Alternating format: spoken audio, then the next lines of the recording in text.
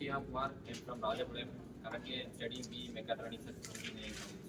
Okay இப்போ load life relationship formula பாத்தீங்க LPQ equal to constant ball bearing இப்போ அதுக்கு வந்து ஒரு क्वेश्चन சால்வ் பண்ண போறோம் problem Question number 447. 447 If the load on a ball if a load on a ball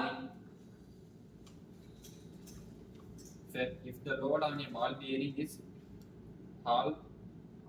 ஆல்னா பாதியா மாத்தி குறைக்கிறாங்க. அப்ப எவ்வளவு ரெவல்யூஷன் இருக்கோ 10000 ரெவல்யூஷன் 5000 ரெவல்யூஷனா மாத்துறாங்க. All its life. Option A. If the load on a ball bearing is all HALBED its life. all its life. Option A remains unchanged.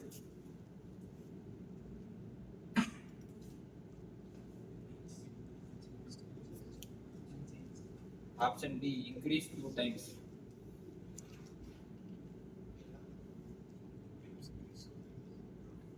Option C increase 4 times.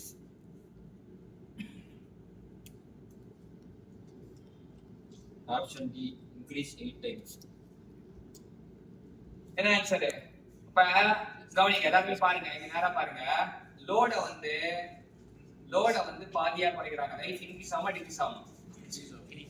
யாரும் degrees ஆகும் சொல்றீங்களா? யாருமே சொல்லல. ஏன்னா inversely proportional. சரியா?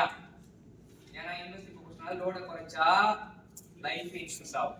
இப்போ எத்தனை மடங்கு இன்க்ரீஸ் ஆகும்னா லோட வந்து 2 மடங்கு குறைச்சா P should be replaced by P/2. P/2 கியூப்னா P/8 வரும். அப்ப லைஃப் வந்து 8 into L போட்டா தான் 8 கேன்சல் ஆகும். சரியா? இது 8 மடங்கு இது 2 மடங்கு இன்க்ரீஸ் பண்ணா அது கியூப் டேர்ம்னால லைஃப் வந்து 8 மடங்கு இன்க்ரீஸ் ஆகும். இது 2 மடங்கு தான் குறைக்கிறோம். அது 8 மடங்கு இன்க்ரீஸ் ஆகும். Option D.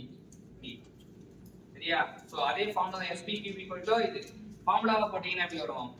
இது ஃபார்முலா போட்டீங்கன்னா L அப்ப இது L இது P கியூபா இங்க வந்து L டாஷ் எடுத்துக்கோ.